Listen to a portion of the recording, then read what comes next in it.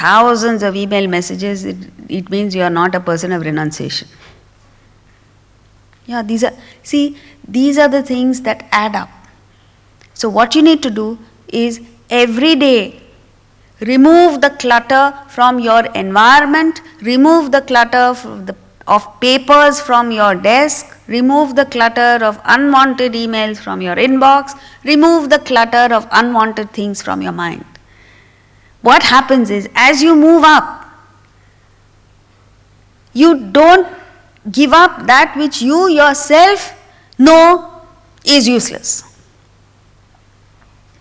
The other day I happened to go to somebody's house, a lady's house, and she showed me some clothes of hers which I thought they were her daughter's clothes, because obviously they were meant for a very slim person, and she is nice and plump.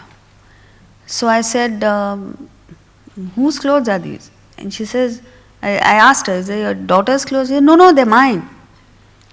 Then why are you keeping them? Obviously you don't fit into them. She said, no, someday when I lose weight, I'll be wearing them.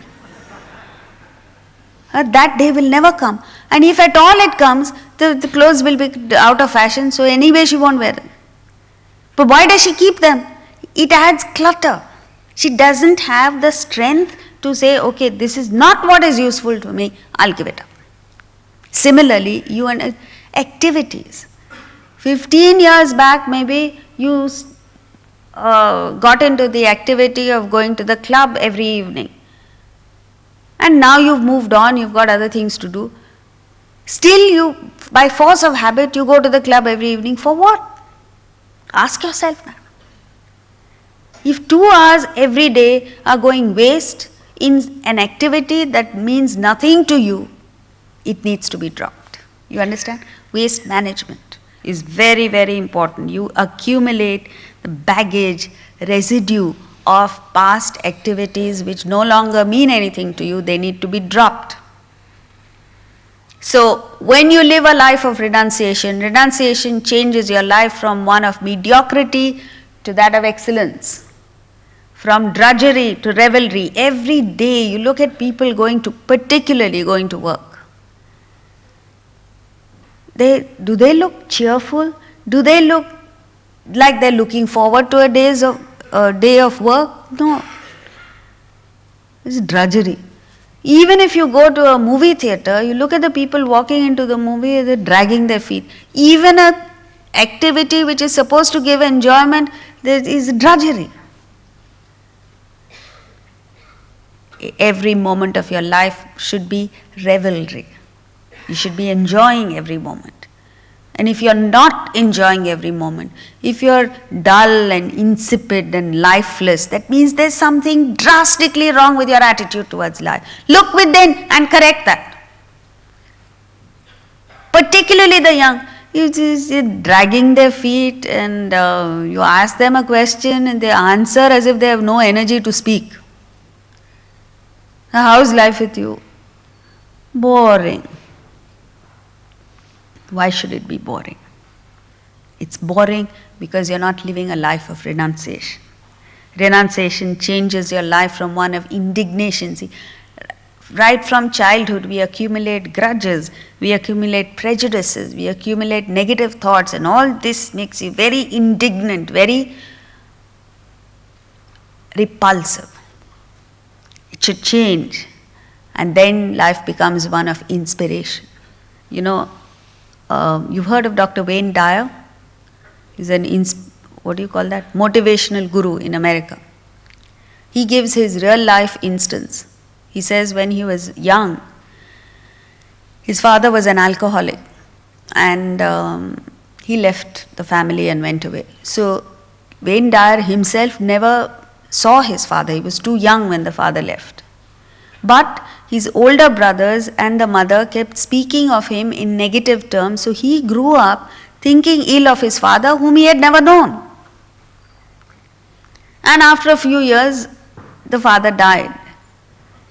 In adulthood, Wayne Dyer told himself, he says, why should I hold a grudge against a person whom I did not even know, about whom I've heard from others, negative things, and who's dead anyway. Poor thing, the man is gone. Why should I hold a grudge against him? So he went apparently to his grave and says, Father, today onwards I am releasing you. And you need to actually he didn't release the father, he released himself from the negative thoughts. This is very important. You need to cleanse your mind of all the baggage of past prejudices, grudges, hatred, negativity. This is renunciation. And once you act in a spirit of renunciation, you find that you are highly energized, rejuvenated. You're like a self-charging battery. The more you work, the more energy you have. This afternoon I had the opportunity of meeting one such individual. The man was bubbly, full of energy, full of life, always looking forward to the next experience. Instead, we experience fatigue, we are tired. You go to work at, 10:30. By the time 11:30 comes, you say, oh, I'm tired. What have you done? Precious little. Why are you tired? Because you have no inspiration, no higher objective for which you're working. When you live a life of renunciation, you live a life of every moment is exciting, exhilarating, as against one of boredom. Most importantly, you achieve success effortlessly. The rest of us struggle, and even if you achieve success, it's not commensurate with the effort that you put in. Nowadays, you find executives, or anybody for that matter, working 10 hours a day, 12 hours a day, 15 hours a day, for what? What is the return? Why is it that they need to work so long for whatever little success that they get? Because there is no clarity of thinking, the mind is not calm, the actions are not dynamic. Most importantly, again, when you live a life of renunciation, you are happy and desires reduce. So, with this now we continue with the 5th chapter, verse 12. Yukta karma phalam tyaktva shanti mapnoti naishtikim ayukta kama karena phale sakto nibadhyate. Forsaking the fruit of action, the yukta, united one, gains the ultimate peace.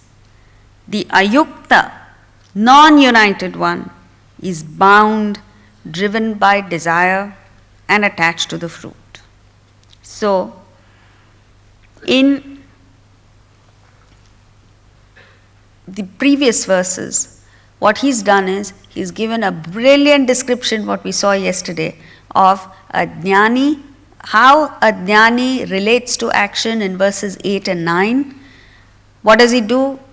While acting, he constantly maintains the thought, because he's identified with Atman, that I do nothing at all while all these activities are going on. Naiva kinchit karomi iti. When it comes to a sannyasi has not yet reached there. So, in verse 10 he says, Brahmani adhaya, focusing all his energies on getting to Brahman. That's the only thing that interests him. He dedicates all his actions to Brahman and acts. 11 speaks of the yogi. The yogi is full of desires and therefore he is still a body-centric person. Therefore the first word of the verse is kayena, means body-centric. So he says he acts, but he acts for self-purification. And now in verse 12 he's summarizing. He's giving the difference between the spiritual people, yukta, those who are striving to unite to Atman, and ayukta, who is totally separated from Atman. Atman doesn't figure in his dictionary at all, who's pursuing the world, the bhogis. So the yukta is a yogi, sannyasi, jnani. The ayukta is a bhogi. So, what is the difference? The difference is that yogi, sannyasi, jnani are also acting. But while acting, they forsake the fruit of action. This is very important for you to achieve success. Take a person in any field of endeavor. He could be a musician, a cricketer, an artist. Each one should dedicate their activities to something higher. So, see, actions will not start unless you have a fruit in mind, unless you have a result in mind. So, you fix a goal and then you work out what do I need to do in order to achieve that goal. And while you're performing unit actions, every action that you have planned which will take you to the goal, while performing the action, don't let your mind slip into the future. Don't think of the fruit while performing the action. Learn to find fulfillment in the very action, whatever it needs. Whatever you need to do in order to achieve that objective, you need to rise above your likes and dislikes and say, as long as this takes me to that goal, I will learn to find fulfillment in that action. You understand what it is? See, suppose you fix a goal.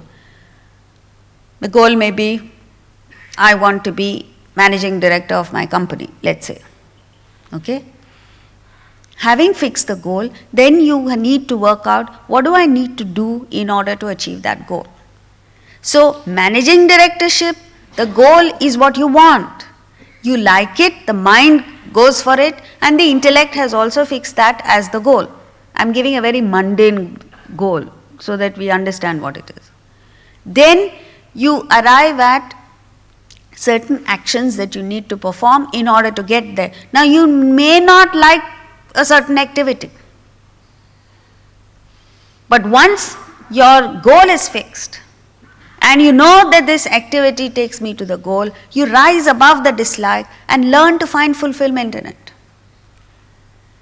Similarly, if you say, I need to evolve spiritually, or let's say the yogi needs to purify himself, so you come to terms with the fact that I have lots of faults within me, many shortcomings within me, and I need to work to become a better person, let's say, to purify myself of these faults.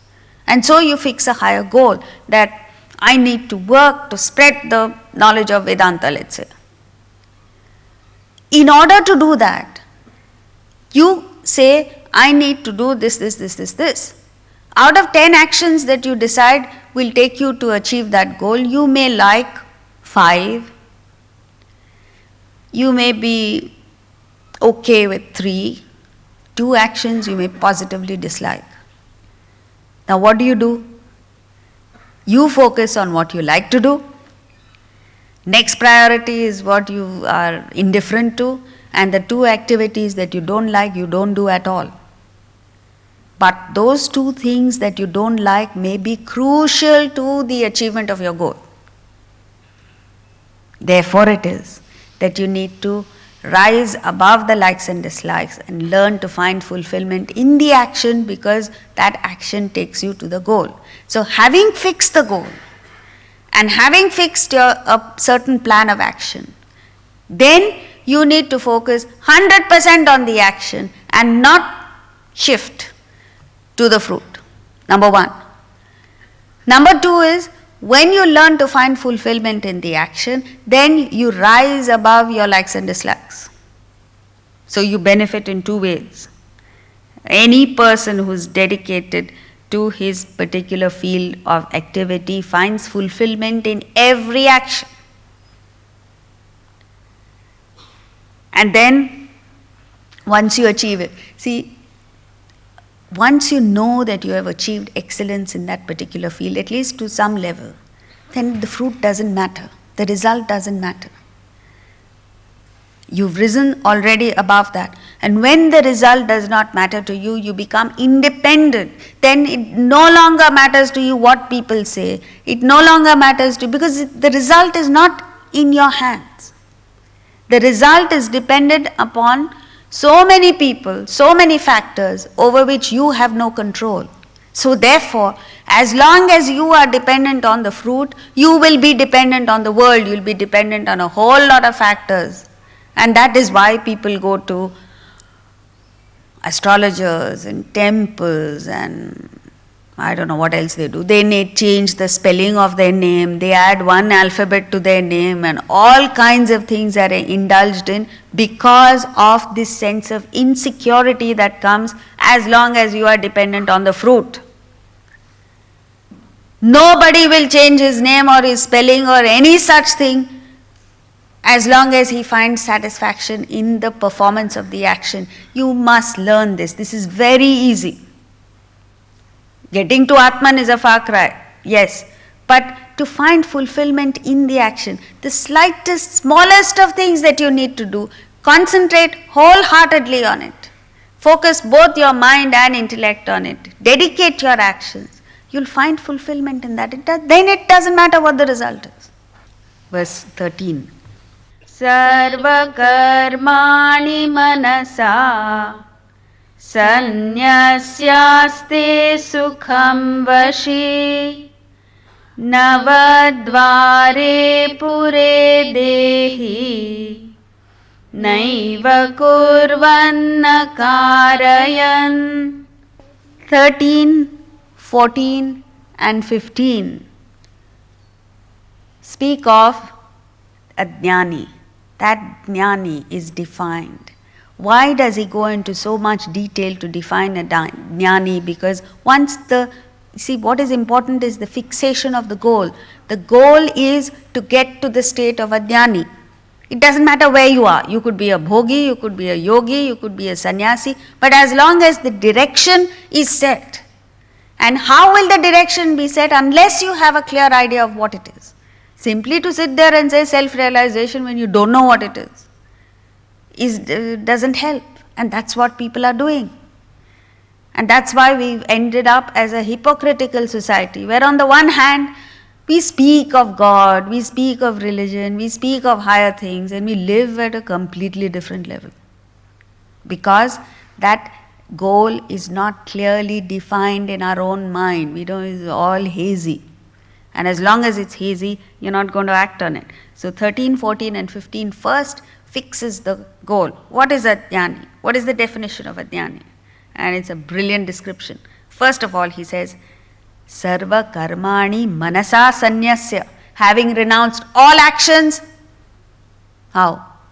Mentally. By the mind.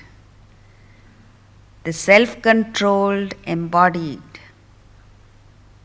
happily rests in the nine-gated city, neither acting nor even causing to act.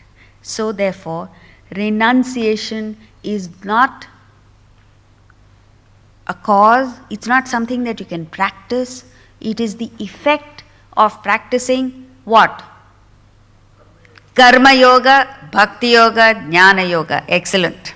When you practice these three yogas, when you learn the art of working in a spirit of service and sacrifice for a higher ideal, which is karma yoga, when you learn the art of expanding your circle of oneness to include those who are even inimical towards you,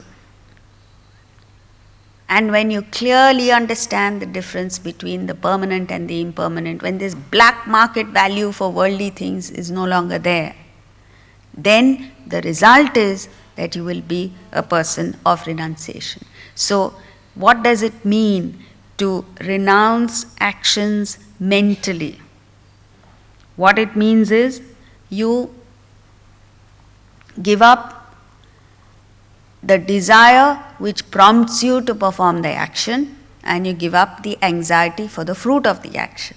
When you do that, when you prevent the mind from meandering into the unproductive channels of the past and the future, then all your resources are available to you, which you then channelize to the present action, and the result of it is brilliant action.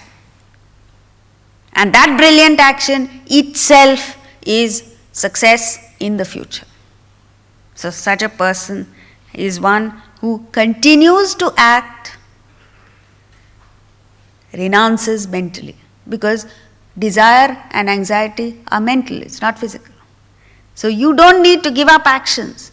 Continue the action, give up the selfishness, give up the anxiety. Such a person will automatically be vashi, self-controlled.